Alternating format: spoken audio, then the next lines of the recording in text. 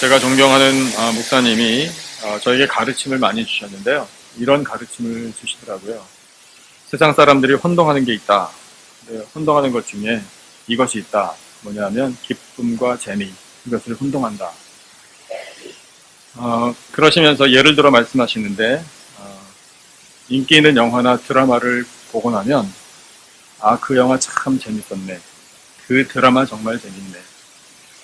이렇게 이야기하지 그 영화 참 기쁘네. 드라마도 기쁘네. 라고 말하는 사람은 없다. 그러니까 벌써 이해가 됩니다. 스포츠 좋아하시죠? 우리 남성 여러분들. 다양한 스포츠가 우리를 재밌게 해줍니다. 스포츠 경기를 보고 나면 그 경기 정말 재밌었다고 이야기하지 그 경기 참 기쁘다라고 말하는 사람은 없어요. 성탄절이 다가옵니다. 예수님이 세상에 오신 이 성탄절이 다가오니 참 재밌습니다 라고 말하는 사람은 없어요. 성탄절이 다가오니 참으로 기쁩니다 라고 말해요. 비슷한 것 같은데 완전히 달라요. 단어를 쓰는 상황이 전혀 다르다고요. 그러니까 좀 알겠어요. 그런데 아무튼 성탄절 이야기가 나왔으니까 여러분 성탄절이 오니 기쁘시죠? 네. 우리 교회는 너무 점잖아요. 그거 좋은데 너무 점잖을 때는 하나님도 그거밖에 안 되냐 이러실 것 같아요. 기분에. 그래서 여러분 성탄절이 오니 예수님께서 세상에 오신 날이 오니 얼마나 기쁩니까? 할렐루야. 그렇지 않습니까? 옆에 계신 분에게 우리 활기차게 인사를 좀 나눴으면 좋겠어요. 다음 주일이 성탄절이지만 오늘 미리 한 번 더 하겠습니다. 오른쪽 왼쪽 앞뒤에 메리 크리스마스, 메리 크리스마스. 네 번씩은 하셔야 돼요. 메리 크리스마스. 기대하셔도 좋습니다. 다음 주일에는 아주 훨씬 더 활기차게 할 테니까. 그래서 이 기쁨과 재미를 구분하는 것이 기준이 있다는 걸 우리가 알게 됩니다. 뭡니까? 재미부터 생각해 보죠. 재미는 세상적인 거예요. 한계가 있는 겁니다. 있다가도 없어질 것들이에요. 그걸 재미라고 표현해요. 그런데 기쁨은요? 기쁨은 영원한 것입니다. 기쁨은 사라지지 않습니다. 왜냐하면 기쁨은 우리가 만들어내는 게 아니기 때문에 그렇습니다. 기쁨은 하나님께서 위로부터 우리에게 주시는 신령한 하늘의 선물입니다. 예수님이 제자들에게 이렇게 말씀하셨어요. 내 기쁨을 너희들에게 충만하게 하기를 원하노라. 그러니까 내 기쁨을 너희들이 누리기를 원하노라. 이렇게 예수님께서 말씀하셨다면 기쁨의 주인은 원래 예수님이에요. 그런데 제자들이 그 기쁨을 나눠받는 거예요. 그렇다면 선물인 걸 우리가 깨닫게 되는 겁니다. 하나님께서 빌립보서에서 이렇게 명령조를 말씀하셔요. 주 안에서 기뻐하라. 내가 다시 말하노니 기뻐하라. 분위기가 되게 딱딱해요. 기뻐하라고 말씀을 하시는데 명령이란 말입니다. 근데 우리 마음속으로는 기뻐할 일이 하나도 없는데 아이고 하나님 저는 스트레스 충만합니다. 이렇게 말하고 싶어요. 내 사정을 모르시나? 우리 하나님이. 답답하다고요. 근데 하나님이 그런 거 전혀 고려하지 않고 I don't care. 무조건 기뻐해. 이거 아니라고요. 그게 아니라 여러분 하나님은 우리 속사정을 잘 알고 계시는 줄로 믿습니다. 근데 하나님이 말씀하시는 거예요. 그럼에도 불구하고 기뻐하라 라고 내가 말하는 것은 내 기쁨을 너희들에게 선물로 주겠다라는 약속입니다. 여러분 하나님께서 위로부터 내려주시는 이 기쁨이 여러분의 심령 가운데 충만하시기를 주님의 이름으로 축원합니다. 하나님께서 예수님이 세상에 오실 것을 이사야 선지자를 통해서 많이 예고하셨습니다. 예수님 탄생 700년 전쯤에 활동했던 선지자가 이사야입니다. 이사야 성경을 여러분 많이 읽어보셨겠지만 예수님에 관하여 메시아에 관하여 가장 많은 예언을 담고 있는 구약 성경이 이사야입니다.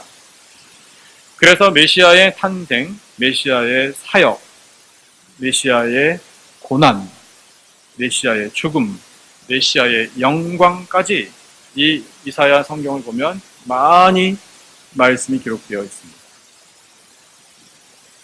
그런데 그 메시아가 오셔서 하실 일과 보여주실 일들을 통해 하나님께서 우리에게 오늘 특별히 우리가 읽은 본문을 통해 집중적으로 강력하게 강조하시는 건 뭐냐면 기쁨입니다. 이 메시아를 통해 내 사랑하는 백성들에게 기쁨을 선물로 주겠노라.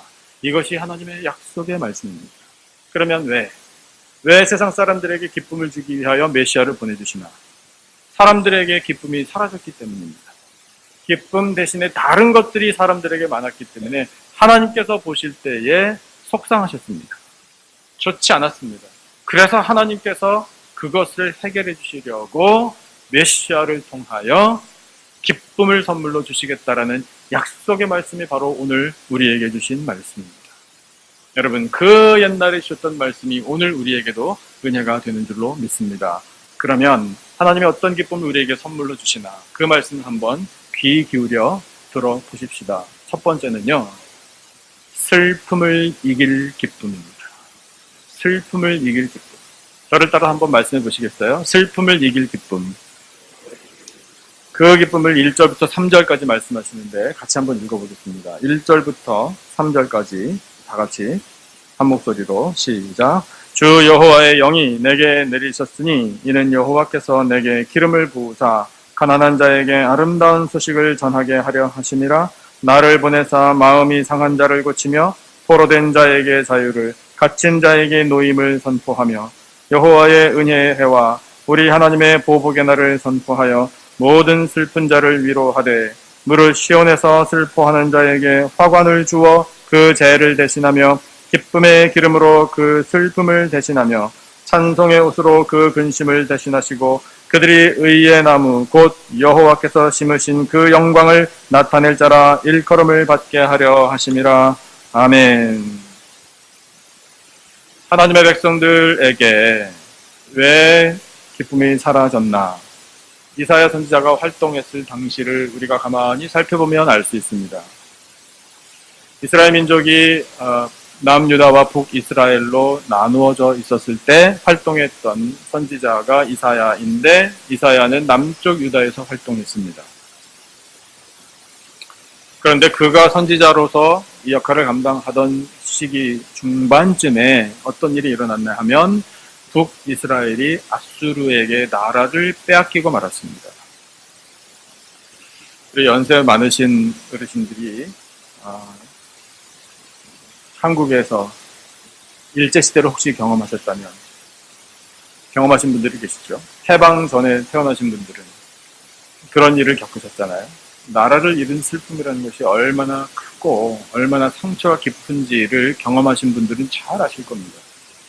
전쟁도 마찬가지. 겪어보신 분들은 그 아픔의 깊이를 아실 거예요. 그래서 우리 어르신들 연로하신 1세대께서는 당신들의 자손만큼은 이 전쟁을 모르기를, 당신들의 자손만큼은 나라를 잃는 슬픔을 겪지 않기를 아마 많이 기도하시고 희생하셨을 겁니다. 전쟁을 모르는 세대, 저희들 같은 세대는 그런 우리 선대, 우리 조상들의 눈물과 희생 덕분에 복을 누리며 살아가고 있구나라는 것을 느끼게 됩니다. 그런데 남쪽 유다에서 바라보는 북이스라엘이 형제 나라인데 열강에게 나라를 빼앗겼다. 그것을 바라보는 그들의 심정이 어떻겠습니까? 아이 잘됐다. 천만에요. 그렇지 않습니다. 두려운 겁니다. 그 슬픔의 깊이를 헤아릴 수가 없는 겁니다. 그리고 언제 남쪽 유다도 저런 일을 당할지 모르는 그런 불안감이 엄습하는 겁니다. 그 절망을 어떻게 표현하겠습니까? 그런데 그 우려가 실제로 일어났지 않습니까? 남유다도 바벨론에게 나라를 빼앗겼습니다. 걱정했던 것이 현실이 되어버렸습니다. 하나님께서 이사야 선지자를 통해 주신 예언이 바로 그겁니다. 경고입니다. 그와 같은 일들이 이 모든 백성들, 북이스라엘과 남유다 할 것 없이 하나님의 말씀을 떠나고 하나님을 섬기는 것에서 떠났기 때문에 하나님께서 진노하셔서 내리신 심판이라. 하지만 하나님께서는 그 심판을 미리 경고하시고 하나님께로 돌아오라고 선지자들을 계속해서 보내셔서 그렇게 회개를 촉구하셨음에도 불구하고 그들은 귀 기울이지 않았습니다. 중간에 잠시 하나님께 돌아오는 것 같더니 다시 하나님을 떠나는 그와 같은 죄악이 계속해서 저질러졌습니다. 그래서 하나님께서 계획하신 심판이 결국 행해졌습니다. 그 일을 두고 하시는 말씀입니다. 너희들은 깊은 슬픔에 잠길 것이다. 이 절망 가운데 너희들은 흑암에 둘러싸여 있는 것 같은 그런 일들을 겪게 될 것이다. 이것은 하나님의 심판이니라 하나님 말씀하고 계시는 거거든요. 하지만 여러분, 하나님의 계획은 하나님이 선택하신 나라와 민족을 그렇게 패망시켜버리고 완전히 멸절시키는 것이 아니었습니다. 여러분, 하나님 주신 말씀 대하시니 어떠세요? 소망의 빛이 비추지 않습니까? 여러분, 슬픔을 이겨낼 수 있는 기쁨을 주겠다 말씀하고 계시잖아요. 그 슬픔이 나라 잃은 슬픔이라면 나라 잃은 그 대가를 톡톡히 치른 후에 때가 차면 고국으로 돌아오게 해주겠다. 하나님께서 정하신 기한이 지나면 포로 신분에서부터 해방을 맞이하게 될 것이다. 하나님 그와 같은 회복과 독립, 다시 고국으로 돌아오는 것을 약속해 주고 계십니다. 이것이 슬픔을 이길 수 있는 기쁨인데 세상 나라와 주권을 다시 찾는 데에서 머무는 것이 아니라 여러분, 하나님은 이 약속을 통해서 오늘 우리들에게까지도 주시는 약속이 무엇입니까? 바로 영원한 하나님 나라, 그 하나님 나라의 백성이 되게 해주겠다라는 약속입니다. 그래서 하나님께서는 이 슬픔을 이길 수 있는 기쁨을 누구를 통해서 우리에게 주실 것인가? 메시아이신 예수 그리스도를 통해서 우리에게 주신다 말씀하고 계시는 겁니다. 여러분, 혹시 슬픈 일이 있으세요? 슬픔이 어떤 건지 경험 많이 해오셨죠? 때로는 무기력하기도 하고, 때로는 좌절되기도 하고, 때로는 실망되기도 하고, 때로는 상처를 입어서 이것을 어떻게 극복해야 할지 모를 때도 있습니다. 절망 가운데 빠지는 것이 어떤 것인지 우리는 경험하면서 삽니다. 혹시 지금 이 순간에도 그 슬픔 때문에, 헤어나오기 어려운 그 슬픔 때문에 힘들어하는 분들이 계시다면, 또 우리 가까운 주변 사람들 가운데 그 슬픔 때문에 어려움에 처해 있는 분들이 생각나신다면 여러분, 축복합니다. 예수 그리스도의 이름으로 승리하시기를 축원합니다.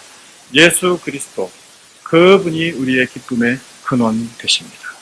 여러분, 슬픔을 이겨낼 수 있는 기쁨을 주신다 말씀하실 때 무엇으로? 찬송으로 주신다 말씀하시죠. 찬송의 옷을 입혀주신다라고 비유하고 계셔요. 뿌렸던 주저앉았던 그거 다 날려버릴 기쁨을 우리에게 찬송으로 허락해 주신다 약속하고 계십니다.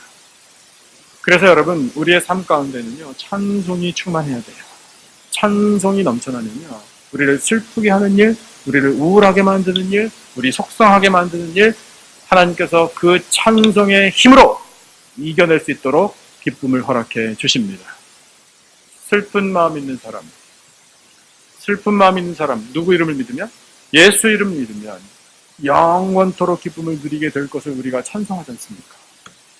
여러분, 그와 같은 찬송의 고백이 우리들의 심령 가운데 계속해서 충만하기를 주님의 이름으로 축원합니다. 슬픔을 이길 기쁨이 바로 우리에게 주시는 예수 그리스도를 통한 기쁨, 그것임을 우리가 깨닫게 되고, 그 다음에 두 번째, 이것은 부흥의 기쁨입니다. 저를 따라 한번 말씀해 보시죠. 부흥의 기쁨. 부흥이라는 단어만 들어도 기쁘지 않으십니까? 아멘? 예. 저는 부흥이라는 단어만 들어도 기뻐요. 그 단어 자체가 주는 은혜가 있더라고요. 여러분도 그렇게 되시기를 바랍니다. 부흥의 기쁨인데 어떻게 부흥시키실 것인가? 기대하는 마음으로 본문을 읽어보시죠. 4절입니다. 4절, 우리 다 같이 한 목소리로 읽겠습니다. 시작. 그들은 오래 황폐하였던 곳을 다시 쌓을 것이며 옛부터 무너진 곳을 다시 일으킬 것이며 황폐한 성읍 곧 대대로 무너져 있던 것들을 중수할 것이며. 아멘. 황폐해져 있는 곳들을 다시 쌓고 일으키고 중수할 것이라고 말씀을 하시는데 오랫동안 황폐되어 있었다 이렇게 말씀하고 계십니다. 여러분, 남유다든 북이스라엘이든 이사야 선지자가 그 말씀을 받았을 때 형편이 어땠느냐 하면 황폐되어서 무너져 있었던 무너짐이 오래된 겁니다. 그러니까 하나님께서 계속해서 심판의 징조를 보여주신 거예요. 조금씩 무너지는 겁니다. 강한 나라가 이 나라를 쳐들어올 때 한 번에 가가지고 전쟁 한 번 치르고 완전 패망, 그래서 나라를 잃은 게 아닙니다. 크고 작은 전쟁들이 계속 있었던 거예요. 그래서 도시들을 잃고 그리고 국경이 점점 축소되고 이와 같은 일들이 있었던 겁니다. 그러니까 무너지는 거죠. 하나님께서 그와 같은 사인을 보내주실 때 진작에 깨달았어야 하는 겁니다. 아, 이렇게 무너지는 이 현상은 하나님께서 우리에게 주시는 경고로구나. 이것을 깨닫고 돌아왔으면, 그랬다면 하나님께서 무너지지 않게 붙잡아 주셨을 것을, 그렇게 하지 못하였기 때문에 오랫동안 황폐되어 있었다라고 너희들이 탄식하게 될 것이다. 그러나 하나님의 은혜는 뭡니까? 하나님의 계획은 뭡니까? 그 오랫동안 황폐되었던 무너진 모든 것들을 다시 쌓아 일으킬 것이라. 부흥의 약속입니다. 세상 바라보세요. 여러분, 어떤가요? 황폐해져 있는 곳이 있는가요? 무너진 곳이 있습니까? 많이 있습니다. 냉정하게 바라보면 무너지지 않은 것이 없구나 라는 느낌을 받을 정도입니다. 한국의 상황을 생각할 때 걱정이 많이 됩니다. 여러분, 경제도 무너지고 정치도 무너지고 문화도 무너지고 국방도 무너지고 시스템도 무너지고 사회 모든 이런 체계들이 무너지고 가정도 무너지고 인간성도 무너지고 하여튼 다 무너지는데, 이런 무너짐의 시작이 무엇인지 우리는 똑바로 봐야 돼요. 우리는 하나님의 백성들이잖아요. 여러분, 모든 무너짐의 시작은 영적인 무너짐이에요. 영적인 무너짐에서부터 다른 모든 것에 영향을 미치는 겁니다. 그래서 한국을 생각해 볼 때에 우리는 깨달아야 되는 거예요. 아, 이 영적인 무너짐이 시작이로구나. 이 영적인 무너짐 때문에 이렇게 리더십도 무너지고 나라가 혼란스러워지고 분열이 있고 계속해서 무너지는구나 라는 것을 우리는 탄식하는 마음으로 봐야 되는 겁니다. 여러분, 한국의 상황 가지고요 토론하실 수 있다라고 생각해요. 우리 얼마든지 비판할 수 있고요. 그거 잘못됐다고, 책임지는 사람 하나도 없다고 우리 얼마든지 이야기할 수 있어요. 그런데 여러분, 그렇게 우리가 비난하고 내 판단에는 이것이 잘된 것이고 이것이 잘못된 것이다라고 우리가 목청 높여서 이야기한다고 뭐 개선되는 게 있나요? 괜히 그러다가 우리끼리 싸워요. 잘못하면. 여러분, 우리 민디베 사람들은 그럴 일이 아니잖아요. 우리가 해야 될 일은 뭡니까? 우리는요, 오직 기도해야 합니다. 여러분, 하나님이 원하시는 건 그거예요. 그동안 너희들이 기도를 게을리하지 않았느냐. 기도하라. 전능하신 하나님, 전능하신 하나님이라고 부르며 왜 전능하신 하나님께 맡기질 않느냐. 하나님 이렇게 답답한 마음으로 우리에게 메시지를 보내고 계시는 거예요. 그래서 우리는 기도해야 되는 겁니다. 하나님, 구원해 주십시오. 하나님, 해결해 주십시오.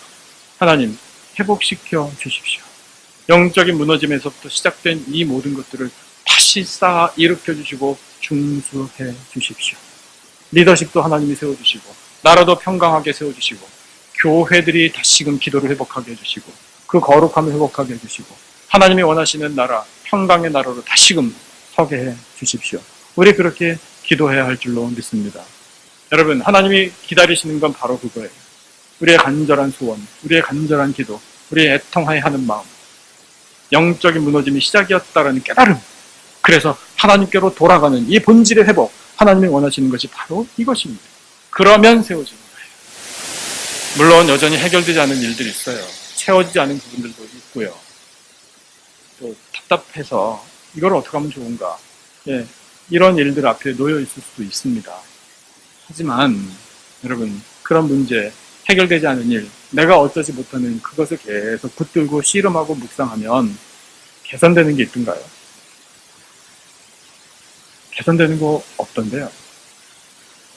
저는 그렇더라고요. 제가 짧은 인생 살았지만 제 경험상 보니까 그 문제를 붙들고 씨름해 봐야 해결되는 거 하나도 없는 것 같아요. 근데 놓고 아이고 하나님 알아서 하십시오. 제가 할 수 있는 건 이제 더 이상 없네요. 그랬더니 하나님께서 해주시더라고요. 여러분도 같은 경험이 있으시리라 생각합니다. 우리는요, 안 된 거 바라보지 말고요, 잘 된 걸 바라보자고요. 우리의 삶의 터전에 우리가 바랐던 것만큼 채워지지 혹시 않았을지라도 여러분, 지금까지 이만큼 하나님이 복을 내려주셨지 않습니까? 우리가 해야 할 일은 뭔가요? 그저 감사하는 거예요. 하나님 감사합니다. 지금까지 지내온 것 주의 크신 은혜라. 하나님 이 찬양을 받으셔야 마땅합니다. 그래 하나님의 은혜 앞에 주신 복 앞에 늘 감사하고 찬양하기만 하면 하나님께서 다 채워주시고 해결해 주실 줄로 믿습니다. 교회도 마찬가지 아닙니까? 우리 교회 부족한 부분 많아요. 채워지지 않은 부분들이 있다고요. 할 일도 많고요. 그런데 여러분 그런 것들을 바라보면서 이것도 안 됐네, 이것도 채워지지 않네, 이것도 주먹구구식이네, 이것도 제대로 안 되네, 이런 식으로 생각하면서 교회가 이 모양입니다. 다른 사람 만약에 탓하고 교회 탓하고 그런 식으로 하면요 역시 마찬가지예요. 뭐 좀 나아지는 게 있던가요? 없어요. 하나도 없어요. 서로 스트레스만 받아요. 돌아서서 그럴걸요? 지는 이럴걸요? 그게 우리 심성이에요. 그럼 어떻게 해야 하나? 잘된 것을 보자고요. 여러분 날씨 추운데 건강하시기 바랍니다. 지금 여기 이 실내 온도가 여러분 어떠세요? 따뜻하세요? 저는 화끈거려요 지금. 열기가 위로만 올라오니까 제가 제일 높은 위치에 있잖아요. 이 물리적으로. 여러분 안 추우시죠? 네. 날씨가 밖에는 상당히 추웠고 아침에도 굉장히 추웠는데 여러분 이렇게 아름다운 이 예배당에서 이렇게 편안하게 조금 이렇게 있으면 하도 따뜻해서 졸음이 솔솔 오는 이런 분위기에서 예배를 드릴 수 있는 복이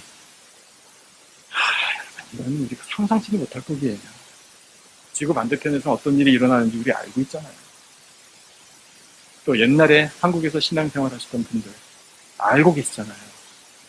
정말 얼음보다 더 차가운 마룻바닥에서 무릎 꿇고 예배드리고 그런데도 불편한 줄을 모르고 그러면서 예배드렸던 때가 불과 몇십 년?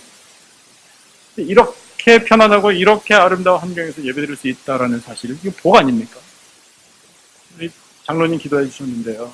이 아름다운 터전에서 우리 자녀들이 예배드리고 마음껏 뛰어놀고 하고 싶은 거 다 하면서 그렇게 성장하고 있다는 사실도 복 아닙니까? 여러분 기도에 용사들이 새벽마다 나와서 부르짖습니다. 또 기도팀도 모여서 또 별도로 기도합니다. 여러분 우리가 거칠 것 없이 하나님 나라를 향해서 이 하늘을 향해서 우리가 부르짖을 수 있다는 거 복 아닙니까? 기도하고 싶어도 못하는 사람들이 있잖아요. 말씀 한쪽이라도 보고 싶은데 그렇게 못하는 사람들이 있지 않습니까? 그런 억압 가운데 있는 사람들이 세상에 많다고요. 예배드리다가 총 맞아 죽는다고요. 그런데 우리는 그와 같은 복에 대해서 감사하지 못하고 계속해서 불평을 터뜨린다. 여러분 하나님께서 어떻게 보실지 우리는 두려워해야 돼요. 하지만 감사하고 하나님이 너무나 큰 복입니다. 마음껏 찬양할 수 있고 마음껏 기도드릴 수 있고 마음껏 예배드릴 수 있고 마음껏 교제하고 먹고 싶은 거 먹고 우리 자녀들을 길러내고 이것을 누릴 수 있으면 얼마나 큰 복인지요. 여러분 잘된 거를 보자고요. 오늘 예산위원회 모여요. 예산위원회 모이시는 우리 종들의 가슴에 기쁨과 기대감이 충만하시기를 축원합니다. 재직회 지난번에 들어오셨던 분들은 아실 거예요. 교회 재정을 하나님이 지난 1년간에도 넉넉하게 채워주셨습니다.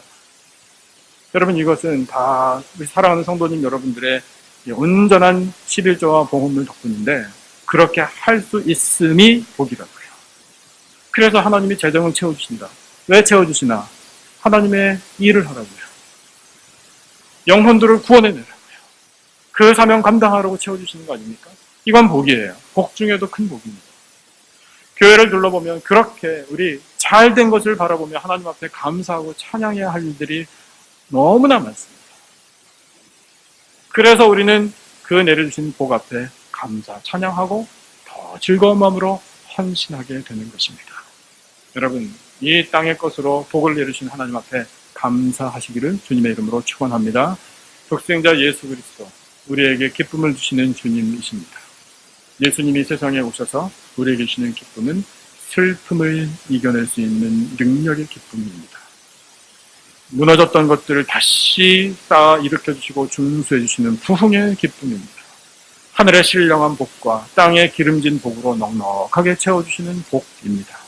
여러분, 이 모든 기쁨을 선물로 주신 예수 그리스도, 그분을 영접하고 그분을 경배하고 하나님 아버지 앞에 늘 영광 올려드리며 살아가는 우리들의 아름답고 복된 인생 되기를 주님의 이름으로 축원합니다.